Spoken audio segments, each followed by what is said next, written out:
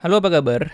Jadi ada film yang judul bahasa Inggrisnya itu Under Paris, yang mana ini adalah film dengan tema yang kayaknya orang-orang itu nggak akan bosen ya nonton film dengan tema yang seperti ini.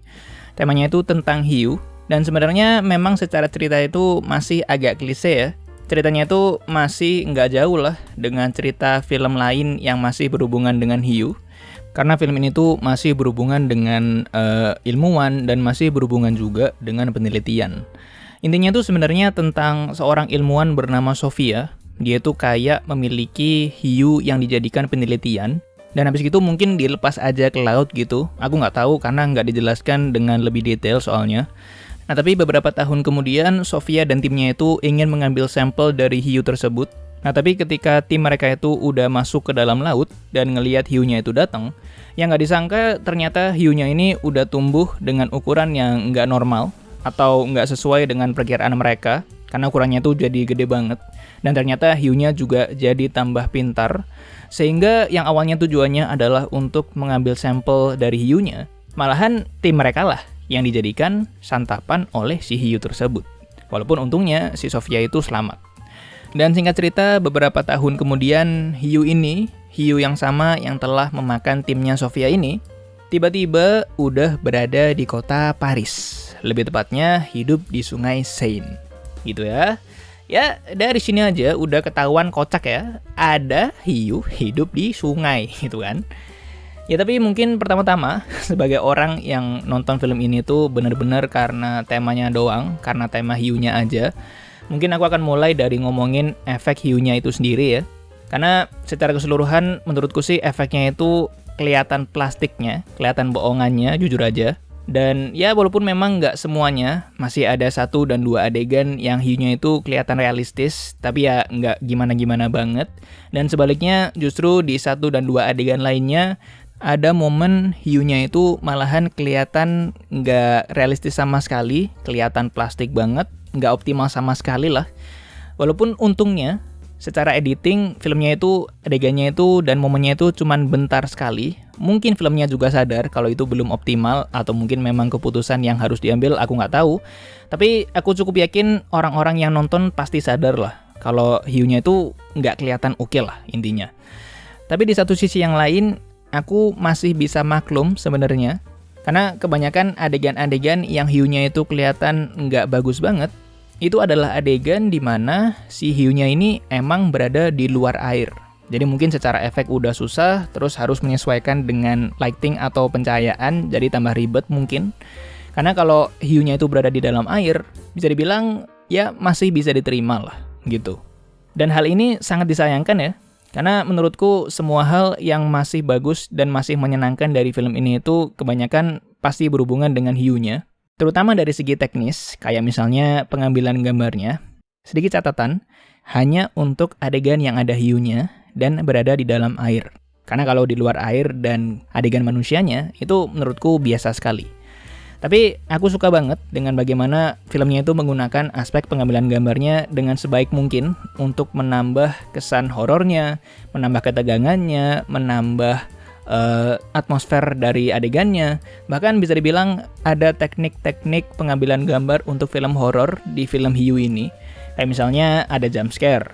Kemudian contoh yang lain, ketika kameranya itu fokus ke subjek atau ke karakter utamanya, tapi secara angle pengambilan gambarnya itu juga ada ruang untuk kita sebagai penonton ngelihat hiunya itu muncul pelan-pelan dari belakang. Dan itu dalam keadaan kita itu tahu kalau hiunya itu pasti akan muncul. Yang kita nggak tahu itu kapan gitu kan. Dan itu kan menggunakan psikis kita supaya kita itu merasa nggak punya kontrol terhadap keadaan dan nggak punya kepastian apakah si karakternya ini akan mati dimakan oleh hiu atau enggak gitu kan. Yang mana itu menurutku berhasil untuk bikin jadi menegangkan. Dan untungnya hal ini nggak cuma di 1 atau 2 momen doang ya. Pokoknya selama adegannya itu berada di dalam air dan masih berhubungan dengan hiu, filmnya itu punya caranya lah untuk membuat adegan tersebut jadi lebih seru. Apalagi ini juga ditambah dengan aspek teknis yang lain ya, yaitu dari segi audio atau suara. Bisa dibilang mereka itu berhasil membuat kita sebagai penonton itu merasa berada di dalam air gitu. Kayak misalnya ada suara napas dari karakternya, terus ada suara gelembung dari karbon dioksida yang keluar, Bahkan ada suara air di sekitaran telinga yang memang biasanya akan kita rasakan ketika kita berada di dalam air. Jadi untuk hal-hal seperti itu, memang mereka perhatiin. Walaupun sekali lagi dengan catatan, pokoknya selama adegannya itu masih berada di dalam air. Karena kalau udah ngomongin di luar air, menurutku sih secara teknis biasa semuanya. Nah tapi ngomongin di luar teknis ya, ngomongin karakter dan ceritanya, ini adalah tipe film yang dimana karakter-karakternya itu adalah karakter yang tolol. Kalau nggak tolol, ya batu deh. Karena di film ini tuh semua karakternya tuh nggak ada yang mau dengerin kata-kata dari orang-orang yang sebenarnya jauh lebih paham dan bahkan ahli di bidang yang mereka itu hadapin gitu. Jadi kita yang nonton itu udah pasti kesel aja gitu. Ngeliat ada orang dikasih tahu sama orang yang lebih paham nih, jangan melakukan hal ini dan hal itu karena akibatnya itu udah pasti akan buruk ke diri sendiri dan bahkan akan merugikan banyak orang. Tapi tetap dilakuin dengan alasan yang ketika kita dengar alasan yang dia bilang, itu juga tetap gak masuk gitu. Jadi ya tolol aja udah. Sehingga ketika karakternya yang batu ini kena imbasnya, kita udah pasti bukannya malah kasihan, tapi malahan ngesyukurin dan puas gitu ya. Yang mana letak masalahnya adalah secara kepenulisan, harusnya itu adalah karakter-karakter yang kita itu dukung. Jadi udah pasti ketika kita sebagai penonton bukannya ngedukung karakter-karakter yang diharapkan, tapi malahan ngedukung dalam tanda kutip antagonisnya, udah pasti ada yang salah. Karena nggak by design gitu, nggak didesain untuk seperti itu. Tapi ya aku bisa bilang, pokoknya jangan berharap dari ceritanya, dan juga jangan berharap dengan keputusan karakter-karakternya, karena intinya terlalu banyak yang aneh, dan nggak ada yang masuk akal sama sekali dari film ini. Jadi ya yang menyenangkan dari film ini, selain dari segi teknis, itu juga cuman dari segi action. Karena ternyata film ini lumayan vulgar dalam ngeliatin adegan berdarah-darah, dan bahkan ada adegan tangan putus, kaki putus itu ada ya di film ini. Dan harus aku akui, adegan-adegan tersebut emang menyenangkan dan seru sih.